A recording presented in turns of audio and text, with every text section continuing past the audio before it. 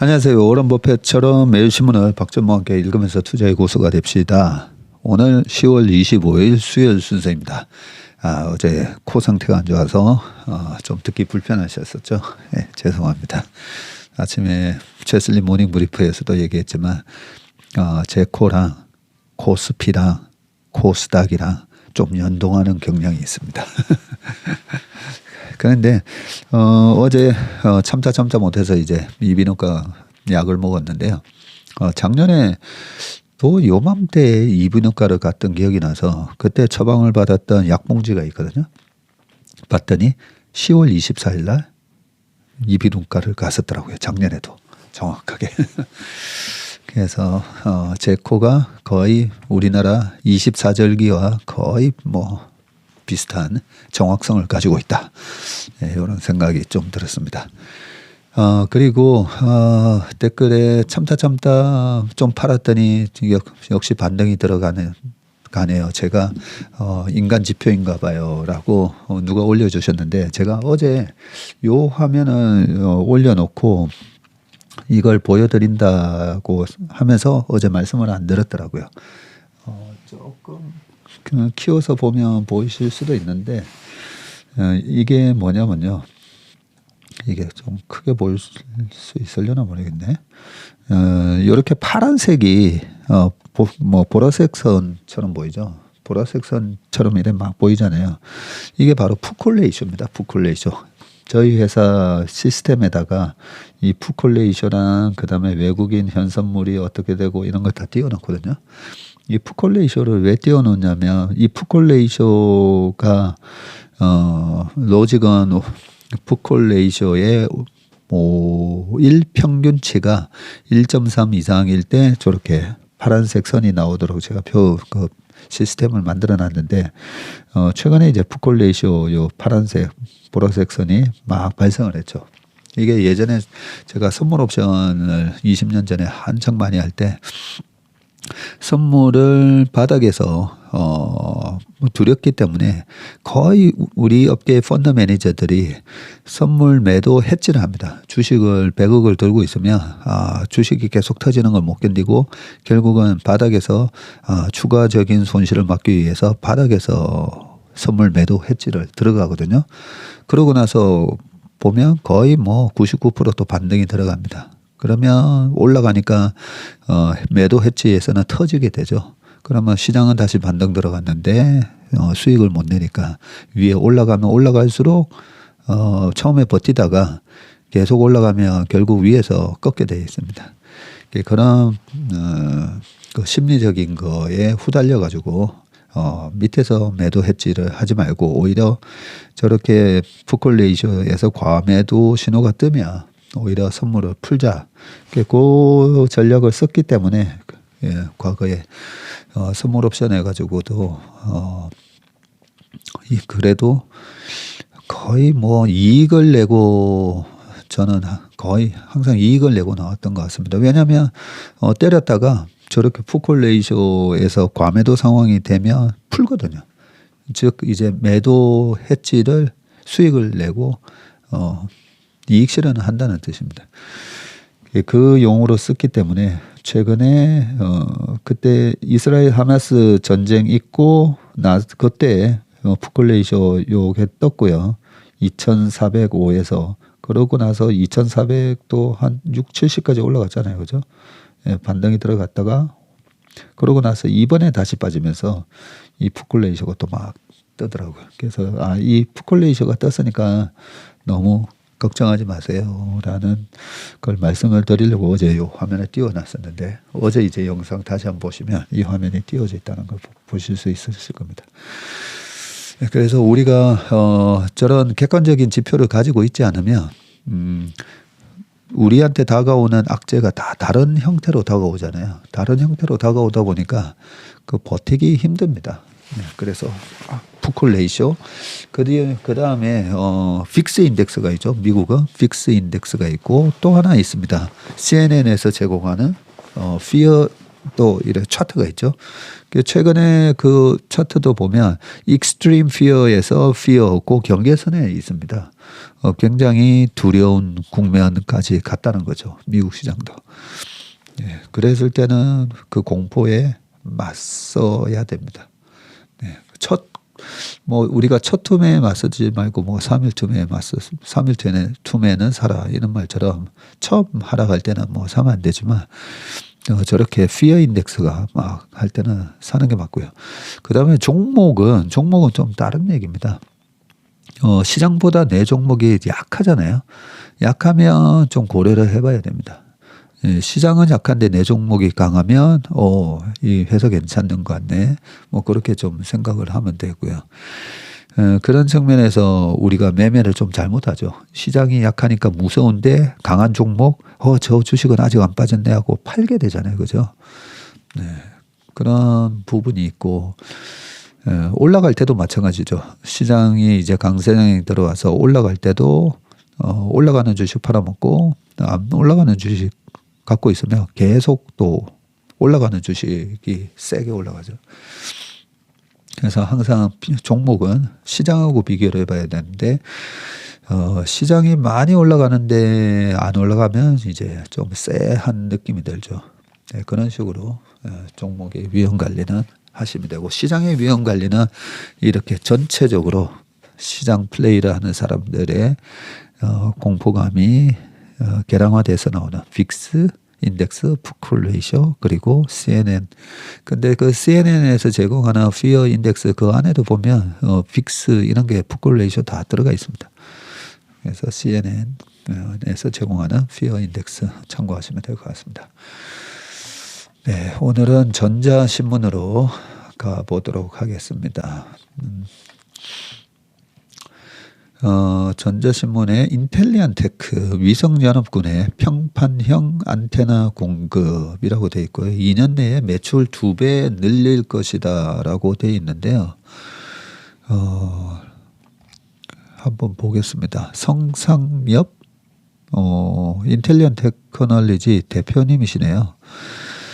24일 부산 백스코에서 열린 코마린 2023 전시회에서 저궤도 위성통신 서비스를 위한 평판형 안테나를 소개하고 있다고 합니다.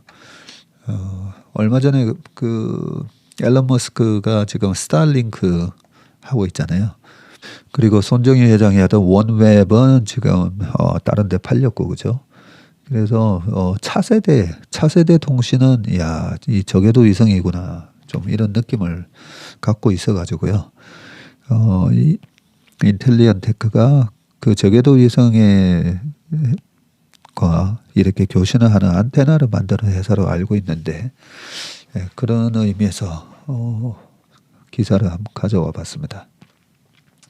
사진이 나오네요. 사진에서 이 평판형 안테나를 소개하고 있는데 우리가 알고 있는 이 접시 스카이라이프 신청을 하면 이 접시 위성 접시랑은 좀 다른 모양이네요. 네. 인텔리안테크가 자체 개발한 평판형 안테나로 저궤도 위성 통신 시장 공략을 본격화한다. 스타링크에 이은 전 세계 두 번째 상용화 제품으로 지상 통신이 닿지 않는 음영 지역에 초고속 인터넷을 제공을 하는데 인텔리안테크는 내년 3월부터 글로벌 위성 연합군 유텔셋 원웹에 평판 안테나를 공급하네요. 여기서는 이제 글로벌 위성 연합군이라 해놨다 그죠? 예, 어디 대응하는 연합군이냐 하면 앨런 머스크의 스타링크에 대응하는 연합군이죠. 사업 영역을 해상에서 지상으로 확장을 하고 이때까지는 이제 통신선이 깔릴 수 없는 해상 위주였다가 지상으로 확장을 하네요. 2025년 전사 매출 5천억 원을 달성한다는 구성이네요. 인텔리안테크는 백스코에서 열린 코마린 2023 전시회에서 평판형 안테나 첫 번째 모델을 처음으로 공개를 했네요. 전자식 빔 조향 기술로 저궤도 위성을 추적하는 평면 패널 안테나이고요. 접시형. 이 접시형이 파라볼릭이라고 얘기하나 보네요. 이 접시형 안테나와 비교해서 가격 경쟁력이 높은 데다가 항공, 선박 등에 설치하기도 용이하다고 합니다. 지상과 해상, 모빌리티 등 기업용 B2B 엔터프라이즈 영역에서 사업 확장성이 크고요. 성 대표님은 평판 안테나 상용 제품을 개발할 기술력을 갖춘 기업은 전 세계에서 스타링크와 우리뿐이라고 그래요. 개인용 시장에 특화돼 스타링크와는 달리 턴키 제공이 가능한 다양한 제품력과 원천 기술을 갖추고 있어서 나머지 글로벌 위성통신 사업자에게는 유일한 대안이라고 강조하셨네요. 인텔리안 테크는 평판 안테나 시장 선점을 위해서 미국 메릴랜드주의 연구개발 R&D ADC를 설립을 했고요. 유상증자로 조달한 500억 원 중에서 340억 원을 평판 안테나 R&D에 투입하고 벌어들인 수익의 재투자를 통해서 기술 격차를 벌릴 계획이라고 합니다. 인텔리안 테크는 내년 3월 원웹의 공급을 시작으로 도심 항공교통 UAM이라고 하는 거죠. 이 UAM과 드론, 군 등 다양한 시장 대상으로 7개의 평판 안테나 제품 라인업을 출시를 하고요. 성 대표는 회사 주력 제품군으로 키우고 있으며 평판 안테나를 통해서 내년에만 매출 1,000억 원을 거둘 수 있을 것이라고 기대를 했네요. 평택 공장 구축으로 생산 캐파도 충분하고 2025년에는 지난해 2,390억 원보다 작년에 매출이 2,390억이었는데 25년이면 내후년이잖아요. 2배 이상 늘어난 5천억 원을 달성한다는 목표다라고 되어 있습니다. 인텔리안 테크 평판 안테나를 통해서 원웹 저궤도 통신 네트워크를 사용을 하며 망망대해에서도 원활한 고화질 동영상 시청이 가능하다고 하네요. 이날 데모 시연에서 전송 속도는 약 160 mbps로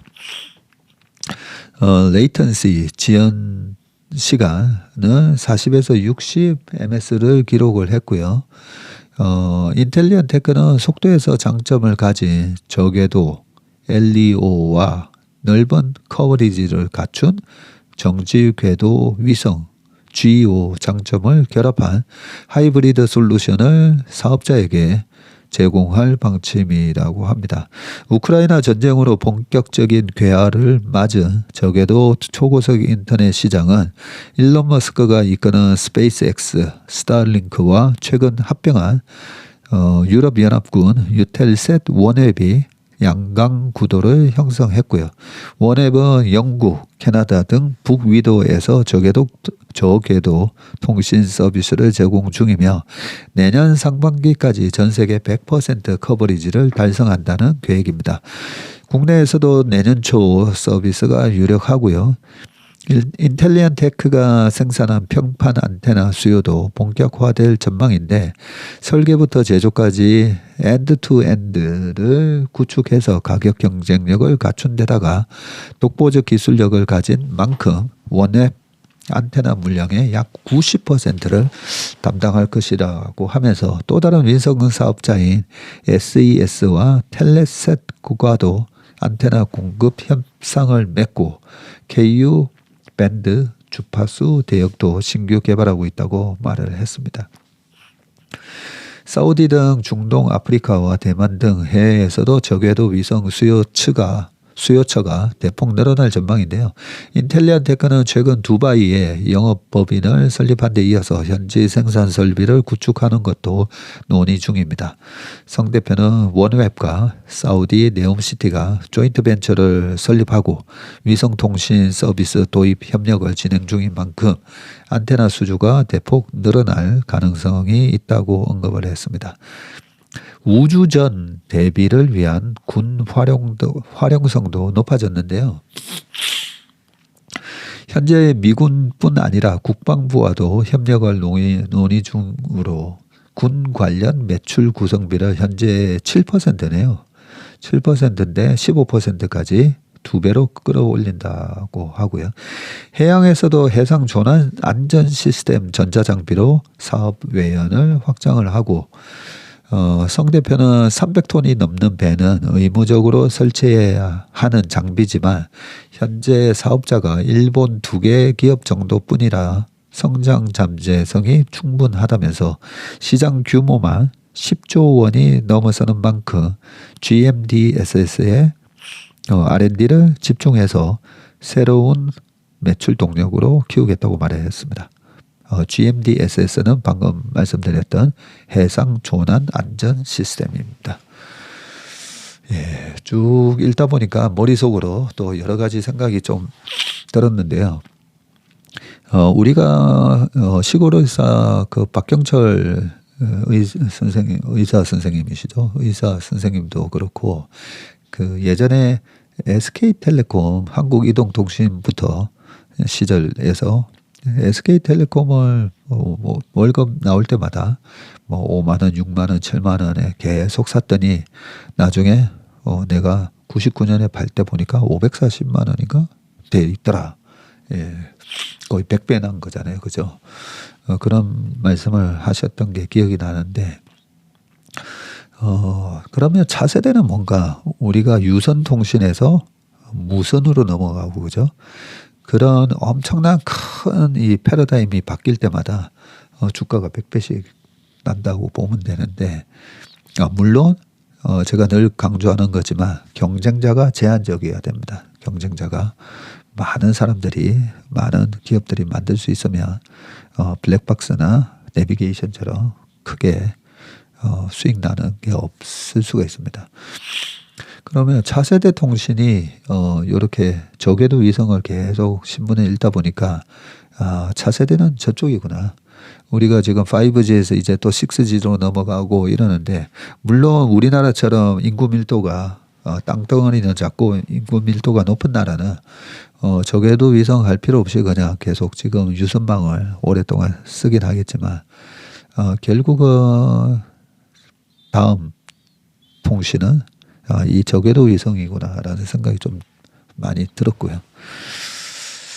그러면 통신 장비 유선에서 무선으로 올 때 SK텔레콤 그 사업자는 100배가 올랐는데 그 밑에 통신 장비 회사가 그만큼 올랐는가 보면 그러지는 좀 못했던 것 같기도 하고요. 그래서 좀 여러 가지 생각이 드네요. 분명히 이제 저쪽이긴 한데 패러다임이 저쪽으로 바뀌는 것 같긴 한데요. 그러면 그 유선에서 무선으로 바뀔 때 유선의 대표 주자는 KT였잖아요. 그렇죠? 예, 그러다가 KT에 투자해 놓으면 너무 재미가 없었죠. 미국도 AT&T도 마찬가지였고요.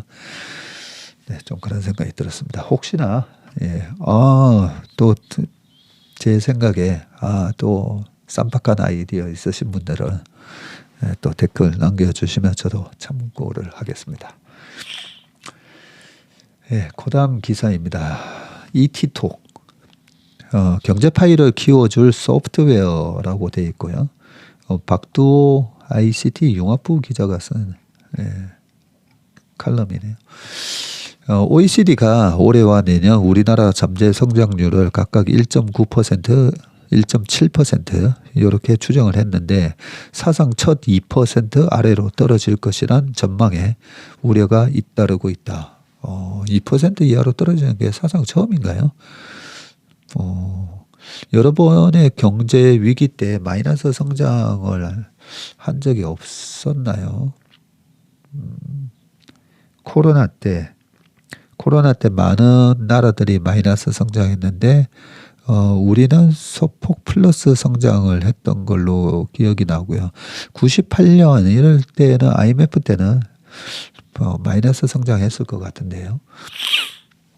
나중에 확인을 한번 해보겠습니다.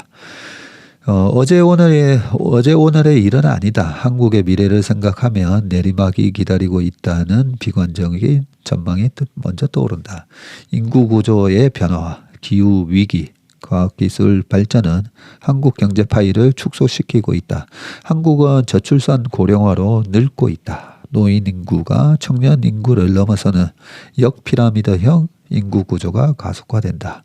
이는 정치, 사회, 경제 모든 면에서 활력을 떨어뜨린다. 기후 위기는 기업 경쟁력을 낮추는데 한국은 선진국 가운데 제조업 비중이 가장 높은 나라다. 주력 제조업은 자동차, 전자, 철강, 석유화학 등으로 에너지를 많이 사용하는 분야다. 탄소 리스크가 큰 업종이다. 에너지 가격 변화로 큰 피해를 입을 수밖에 없다. 과학기술이 사람을 대체하는 것도 간과할 수 없는 이슈다. 기술은 사람이 해왔던 업무를 대신하면서 적은 인력으로 더 큰 산출물을 만든다. 고용은 줄어드는 반면에 생산성은 높아져서 공급 과잉을 유발한다. 상황을 반전시키기 위한 해법 중 하나가 소프트웨어다. 자원 빈국인 한국의 4차 산업혁명은 분명한 기회다. 세계 모든 산업이 디지털 전환을 추진하고 있기 때문이다. 서비스형 소프트웨어, SaaS 수요는 폭발적으로 늘고 있다. 성장세가 뚜렷하다. 소프트웨어는 한번 사용하면 다른 제품으로 쉽게 바꾸지 않는다. 락인, 이렇게 잠그다는 거죠. 락인 효과가 커서 승자 도식이 특징이다. 소프트웨어는 플랫폼 기반 사업 모델을 구축할 수 있다. 모여든 이용자에게 신규 사업 창출이 가능하다. 하지만 한국 소프트웨어는 우물 안을 벗어나지 못하고 있다. 지난해 해외 진출한 국내 소프트웨어 기업은 3%도 안 된다. 한국이라는 작은 시장에 갇혀 있는 것이다. 안타깝죠. 마중물 역할을 할 수 있는 정부의 소프트웨어 해외 진출 지원부터 미미하고 R&D 예산은 오히려 삭감됐다. 한국은 진입장벽이 높은 E7 전문 인력 비자 요건으로 해외 소프트웨어 개발자 고용도 어렵다. 그래요? 현지 문화를 잘 알고 생생한 정보를 가진 외국인 개발자가 없는 상황에서 현지 특성에 맞는 소프트웨어 제품이 나오기도 어렵다. 해외 진출을 통해서 글로벌 소프트웨어 기업을 배출하지 못하면 외산 소프트웨어 의존도는 더 높아질 수밖에 없다. 소프트웨어 산업이 세계 시장으로 파이를 넓혀 가려면 지금이 골든 타임이다. 챗GPT가 불러온 인공지능의 발빠른 성장은 우리에게 남은 시간이 별로 없다는 위기감을 던져준다. 정부는 해외 진출 소프트웨어 기업이 늘어나도록 지원 정책을 늘려야 한다. 네, 좀 큰 그림을 얘기해 주셨다, 그죠? 네, 좀 안타까운 부분이 이스라엘의 그 요즈마 그룹의 회장이 한국에 자주 오신다고 하잖아요. 한국에 자주 오는 이유가 참 특이한 나라라는 거죠. 페이스북 이전에 우리가 싸이월드 이런 게 먼저 탄생을 했고 한국을 자세히 보면 참 혁신 기술들이 그런 것들이 탄생을 하는데 안타까운 게 영어가 안 되다 보니까 그래서 한국 시장, 이 5천만 인구의 이 좁은 내수 시장에서 그런 혁신 기술을 바탕으로 한 뭔가 탄생을 했다가 결국은 살아남지 못하잖아요, 그죠? 물론 이제 아프리카 TV 같은 것도 있고 많습니다. 네, 이 5천만 인구에서 독보적인 1등을 하면 살아남긴 합니다. 그런데 안타까운 게 싸이월드를 아예 실리콘밸리에다가 차렸더라면, 그죠? 차려가지고 국내는 국내대로 미국에다가 또 똑같은 그런 서비스를 만들었다면 우리나라 사람이 만든 기업이 시가총액 우리나라 GDP만큼 2,000조 뭐 이런 기업이 나왔을 수가 있죠. 그런 면에서 좀 이 글로벌라이제이션에 대한 그런 좀 관점을 가지고 정부 정책도 이루어지면 좋겠고 기업가들도 마찬가지라고 생각합니다. 네. 그다음 또 기사로 넘어가 보겠습니다. 어제 뭐 네이버가 1억 달러 사우디 미래도시 디지털 트윈 사업을 수주했다. 이런 기사들이 막 많이 올라오긴 했는데요. 다른 기사 중요한 게 많아가지고 커버를 못했는데 오늘 좀 자세히 한번 읽어보겠습니다. 네이버가 사우디아라비아를 미래도시로 바꿀 핵심 기술이 총망라된 디지털 트윈 플랫폼 구축 사업을 수주를 했다. 스마트 시티 조성을 위한 필수 인프라인 이 클라우드 기반 디지털 트윈 플랫폼 구축을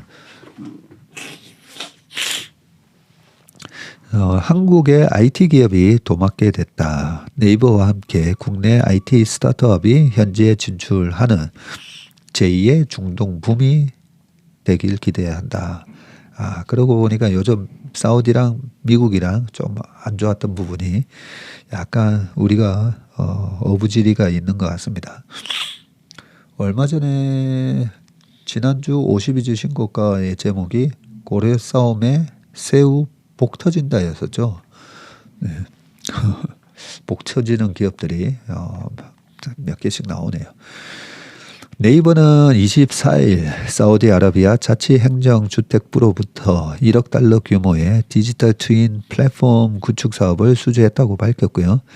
네이버의 첫 대규모 중동 사업인 이번 프로젝트는 내년부터 5년간 수도 리야드를 비롯해 메디나, 제다, 담맘, 메카 등 5개 도시를 대상으로 클라우드 기반 3차원 3D 디지털 모델링 디지털 트윈 플랫폼을 구축 운영하는 것이 골자라고 하네요. 자, 디지털 트윈 이제 신문에서 많이 봐서 개념이 조금 아마 있으실 건데 설명이 나옵니다. 디지털 트윈은 가상 모형의 실제 기상현상이나 사물을 쌍둥이처럼 구현하고 다양한 데이터를 기반으로 분석, 예측, 최적화 등 시뮬레이션을 통해서 현실의 의사결정을 지원하는 기술이죠.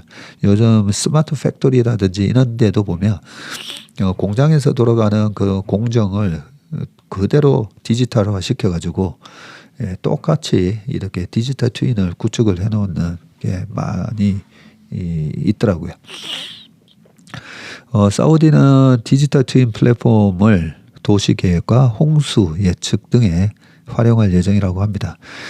네이버는 인공지능, 로봇, 클라우드 등 첨단 기술을 총망라해서 세계 최고 수준의 디지털 트윈 플랫폼을 구축할 방침이고요. 구체적으로 시뮬레이터를 통한 스마트 시티 설계와 도시 물 관리, 실감형 부동산, 서비스 로봇, 자율주행, 모빌리티, 도로 단위 교통 정보, 그리고 AI 지도 등 다양한 서비스를 계획하고 있네요. 네옴시티를 비롯해서 국가 단위 대규모 스마트 시티 사업을 추진하는 사우디가 한국 대표 IT 플랫폼 기업인 네이버의 기술력에 주목했다는 점에서 이번 프로젝트 수주의 의미는 남다르다. 1970에서 80년대 1세대 중동 바람을 이끌며 국가 경제를 키워온 건설과 토목 분야에 이어서 70년대에는 중동 건설 붐이었잖아요. 저희 아버지 세대 분들이 중동에 가서 그 뜨거운 모래 위에서 건설해서 참 많은 달러를 벌어오셨습니다. 그때 당시 이 중동 붐에 이어서 IT 분야에서 소프트웨어 플랫폼이 제2의 중동 붐을 일으킬 수 있을 것이라는 기대를 모은다. 그간 일회성 솔루션 구축이 대다수였던 시스템 통합 SI 형태의 이 시스템 인테그레이션이라고 하는 약간 그 노가다 같은 일이거든요. 그런 SI 형태의 IT 수출 사례와는 달리 네이버가 사우디에 구축할 디지털 트윈은 파트너들과 함께 지속 가능한 생태계를 구축할 수 있는 플랫폼이다고 보고요. 개방형 플랫폼을 바탕으로 현지 기관, 기업, 국내 기관, 스타트업과 협업을 해서 생태계를 키워나갈 수 있다고 합니다. 실제로 네이버와 각각 업무 협약을 체결한 한국국토정보공사, 한국수자원공사도 이번 디지털 트윈 플랫폼 구축에 힘을 보탰다네요. 추후 협업 대상이 국내 스타트업 등으로 더 확대될 것으로 기대된다고 합니다. 디지털 트윈이 도심 단위까지 범위가 넓어지며 건축 및 토목 분야와 연관성이 높아져서 현지 정부, 기업, 국민 생활과 매우 밀접해지고 이런 이유로 디지털 트윈은 국가 디지털 기관 인프라로도 불린다고 하네요. 예. 이게 갑자기 터진 게 아니라 여기 연역을 쭉 보니까요. 2022년 작년 11월 달에 사우디아라비아 자치행정주택부 장관이 네이버를 방문을 했고요. 그리고 데이터 인공지능청하고 23년 올해 2월 달에 국가정보센터 국가데이터관리단이 네이버 1784 방문을 했다고 합니다. 그리고 네이버가 또 사우디아라비아를 올해 3월에 방문해서 자치행정주택부 및 투자부와 업무 협약을 또 체결을 했었네요. 예. 그리고 4월, 5월 계속 왔다 갔다 했었네요. 보니까. 예. 그러면서 이번에 이런 큰 수주를 따냈네요. 네. 네, 제2의 중동붐이 소프트웨어 형태로 일어나기를 바라겠습니다. 네, 그 다음은 삼바, 유럽 최대 VC와 맞선 맞춤형 개발 생산 지원이라고 되어 있습니다. 네, 보겠습니다. 삼성바이오로직스가 유럽 최대 벤처캐피탈과 손잡고 바이오테크 기업을 맞춤형으로 지원한다. 삼바라고 할게요. 그냥 삼바는 글로벌 바이오 헬스케어 벤처캐피탈인 쿠로마 파트너스. 네. 와, 투자 기업을 위한 바이오 의약품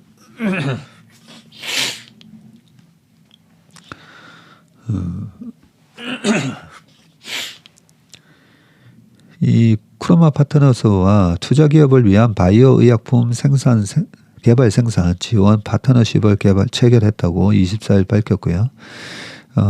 이 협약에 따라서 삼바는 쿠로마가 투자하는 바이오테크 기업 대상으로 맞춤형 위탁 개발 서비스, 컨택 디벨롭먼트 서비스를 제공한다고 하고요. 유망한 바이오테크와 상생 사례를 늘리고 잠재 고객사와 파트너십을 강화해 나간다는 방침이다. 특히 지난 8월 출시한 맞춤형 개발 솔루션, 커스터마이즈드 CMC 솔루션으로 각 후보 물질 특성과 개발 전략에 따른 CMC 프로그램을 제공해서 해당 회사가 개발 초기 단계부터 최적화된 서비스로 공정을 개발할 수 있도록 지원할 계획이고요. CMC는 화학, C가 chemistry, 그리고 제조, manufacturing, 그리고 품질, 컨트롤의 약자로 후보 물질이 안전하고 효과적인지 확인할 수 있는 실험 방법, 제조 공정, 설정 등을 포함한 품질 제조 관리 활동이라고 하네요. 삼바는 또 향후 파트너스가 바이오 의약품 개발 성공 시에 전략적으로 협력을 해서 위탁 개발 CDO부터 위탁 생산, CMO, 그리고 무균 충전, 그리고 마감 공정에 이르는 엔드-투-엔드 솔루션을 제공할 기회를 높일 계획이라고 합니다.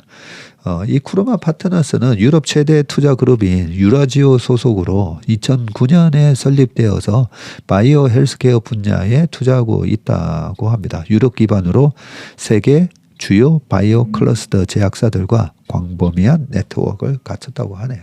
네. 그 다음 기사는 온세미가 연간 100만 장 SIC 신규 팹 완공 1000명을 신규 채용을 추진한다라고 되어 있는데요. 온세미가 24일 경기 부천 공장에서 S5 라인 완공식을 개최했었네요. 네. 온세미가 한국을 실리콘 카바이드 전력 반도체 생산의 전진 기지로 만드는데 신규 생산 공장을 완공을 하고 기존 대비 최대 10배 많은 이 SiC 웨이퍼 생산 능력을 확보를 한다. 1000여 명 이상의 신규 일자리도 창출된다. 라고 합니다. 네. 세계 최대 규모네요. 세계 최대 규모 칩 3단 SiC 제조 시설 S5 라인을 완공을 했네요. 지난해 2025년까지 1조 4천억 원을 투입해서 SiC 팹과 연구개발 시설을 확보하는 투자 계획의 첫 성과이고요. SiC 전력 반도체는 대표적인 화합물 반도체로 실리콘보다 고전압, 고내열, 고집접 특성을 갖췄다고 합니다. 온세미는 급증하는 SiC 반도체 수요에 대응 부천 공장을 대폭 증설을 했고요. 기존 온세미 주력 전력 반도체는 실리콘 기반이었었는데 자동차 전동화와 전기차 확산으로 고성능 SiC 수요가 크게 늘면서 부천 S5 라인으로 대응키로 했다고 합니다. 산업용 전력 반도체가 SiC로 전환되는 것도 추가 생산 능력 확보에 영향을 미쳤고요. 온세미의 자동차 및 산업용 전력 반도체 사업은 전체 매출의 80%에 육박을 하네요. 예, 신규 공장은 최대 가동치 연간 100만 장 8인치 환산 기준으로 100만 장의 웨이퍼를 생산할 수가 있는데 이 SiC 웨이퍼 전체 공정이 가능한 수직 통합 체제를 확보 공급망을 강화했다고 하고요. 전체 증설이 완료되면 기존 대비 10배나 많은 웨이퍼를 생산할 수 있다고 합니다. S5 라인 초기 양산은 6인치로 시작을 하고 이후 8인치로 양산 체제를 전환할 예정이다라고 하네요. 온세미의 S5를 포함한 부천 팹은 회사가 세계에서 유일하게 SiC를 제조하는 시설이고요. 해당 시설에서 세계 각 지역에 SiC 반도체를 공급하게 되네요. 온세미는 테슬라, 현대기아차, BMW 등 글로벌 완성차 및 전기차 기업을 고객으로 확보한 상태라고 합니다. 온세미 주가 한번 찾아보고 싶네요. 예, 이런 게 참 중요한 뉴스 아닙니까, 그죠? 내부자 정보는 아닌데 이렇게 한국에다가 생산 캐파를 얼마 정도로 이래 늘렸고 이게 10배 이상 생산할 수가 있고 이런 내용들이 상당히 좋은 내용이네요. 예. 준공식을 위해 방한을 한 하산 엘 코리 온세미 CEO는 증가하는 SiC 수요를 해결하는 데 필요한 인프라를 확충했다면서 지역사회 전반에 걸쳐서 사회적 책임을 추구하는 기업 시민으로서 투자 및 고용 약속을 이행해 나아갈 것이라고 밝혔습니다. 네, 감사합니다. 한국에다가 이렇게 또 좋은 회사를 좋은 회사와 공장을 만들어줘서 감사합니다. 여기 사진에 보니까요, 온세미 여기 관계자분들 모이셔가지고 아마 커팅하면서 인텔리전트 테크놀로지, 베터 퓨처 이게 아마 온세미의 슬로건인 것 같습니다. 회사의 인텔리전트 테크놀로지, 베터 퓨처. 마지막 박재민 교수의 뻔한 기술 경영, 제가 좋아하는 칼럼인데요. 이 부분은 빠르게 읽고 끝내겠습니다. 컨텐더, 경쟁자라는 의미인데 15세기 영어로 편입된 후 줄곧 무언가를 위해서 경쟁하는 사람을 묘사하는 데 사용됐다. 주로 챔피언이나 타이틀 자리에 도전하거나 제목을 제가 안 읽었네요. 선두주자가 된다는 것입니다. 제목은 선두주자가 된다는 거. 주로 챔피언이나 타이틀 자리에 도전하거나 경쟁하는 사람에 쓰이는데 서술적인 대치어는 공교롭게도 프리텐더인데 두 단어 모두 무언가를 위해서 경쟁하는 사람을 설명하는 데 사용되고 단지 프리텐더는 도전자인 채 하지만 필요한 기술이나 능력이 없는 경우다. 참 좋은 단어를 발견했네요. 주식시장에도 보면 이 프리텐더들 엄청 많습니다. 예, 처음에는 그런 척 속일 수 있겠지만 결국 실패할 운명이다. 그러나 다른 컨텐더와 프리텐더는 진정한 경쟁자와 척하는 사람으로 번역하면 적당하겠다. 혁신의 목적은 무엇일까? 여기에는 긴 스펙트럼의 다양한 선택이 있고 하지만 이 긴 끝에는 단 두 가지만 있을 수밖에 없다. 그중 한 가지를 뭐라고 하든 다른 하나는 선두를 하겠다는 분명한 목표다. 그렇죠. 누군가는 보잉을 대담한 도전의 기록으로 점철된 기업이라고 말한다. 창업자인 윌리엄 보잉의 부친 빌헬름 보잉은 미국이 2주 후에 철자를 지금처럼 바꿨는데 이것이 지금 보잉에 사용되는 것이다. 보잉하고 아버지 부친의 빌헬름 보잉하고 철자가 다르네요. 여하튼 사업은 번창을 했고 B-17과 B-29, B-29 같은 폭격기는 보잉을 대표하는 것이었다. 그리고 1947년 B-47이라는 제트 엔진을 단 폭격기도 내놓는데 비록 냉전이 시작됐지만 제2차 세계대전이 끝나자 폭격기 수요는 급감을 한다. 상용기 시장이 대안이었지만 어느 항공사도 보잉을 상용기 메이커로 생각하지는 않았다. 보잉은 상용 제트기 시장이 있다고 본다. 하지만 정말 그럴 건지 누구도 자신할 수 없었다. 업계 선두이던 더글라스가 선두였었군요.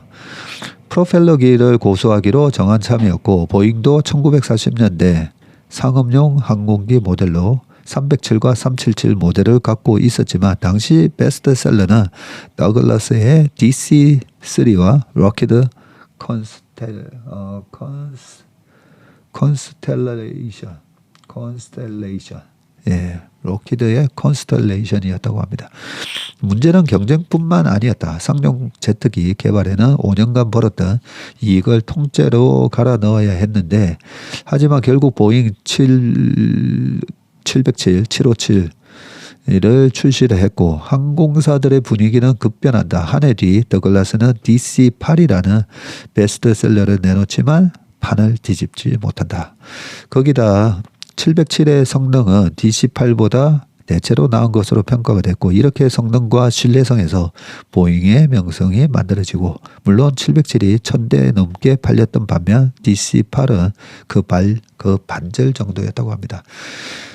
그리고 IBM의 원래 이름이 컴퓨터 태블레이팅 레코딩이라는 걸 아는 사람은 많지 않다. 저도 처음 알았습니다. 시계를 주로 팔던 고작 50명짜리 기업이 사명에 굳이 인터내셔널이란 것을 박아야 하겠다고 나선 것이 1924년이었네요. 예. 동경통신공업이라는 기업의 사주는 어느 날 사명을 바꾸고자 하는데 고작 트랜지스터 라디오를 만들고 있었지만 혁신적인 제품을 상징하는 이미지를 찾았고 서울에는 라틴어 소누스와 영어의 써니에서 찾아낸 조합이 소니였다고 합니다. 그리고 이로부터 얼마 뒤 이건 소비자들에게 품질과 혁신과 창의성으로 각인되고 있습니다. 소니의 사명을 바꿨던 모리타 아키오는 실상 소니의 운명을 바꾼 참이었고 누군가는 소형 라디오가 그저 그렇게 만들어진 줄 알지만 이제껏 트랜지스터 라디오를 상용화한 곳은 없었고 겨우 군 장비로 쓰였고 개발한다고 비싸서 살 사람도 없을 것이라고 했지만 거기다 이 조그만 기업이 그럴 수는 없다고 보고 도전을 해서 만들어냈네요. 선두주자가 되어야 한다는 것도 나름 경영 전략의 일부다. 그런 만큼 이것밖에 선택지가 없는 것도 아니다. 하지만 어떤 기업은 자신의 운명은 다르다는 듯 이걸 선택한다. 모리타는 의구심 많은 누군가에게 이렇게 답했다고 한다. 모두 그렇게 생각한다는 점이 더 이 프로젝트를 흥미있게 합니다. 도전이란 단어는 진정 이런 기업을 위해 아껴둬야 할 법하다. 예, 이 박재민 교수님의 이 칼럼은 참 보면 배우는 게 많습니다. 그죠? 예, 오늘은 컨텐더와 프리텐더. 예, 주식시장에도 기업도 프리텐더도 많고요. 주식 전문가인 척 하는 사람도 좀 꽤 많습니다. 네, 그래서 항상 오랜 시간 동안 검증을 해서 나의 투자 멘토로 삼으시는 게 좋을 것 같습니다. 네, 오늘 웜의 신박은 여기서 마치도록 하겠습니다. 오늘 하루도 건강하고 행복한 하루 되시길 바라겠습니다. 고맙습니다.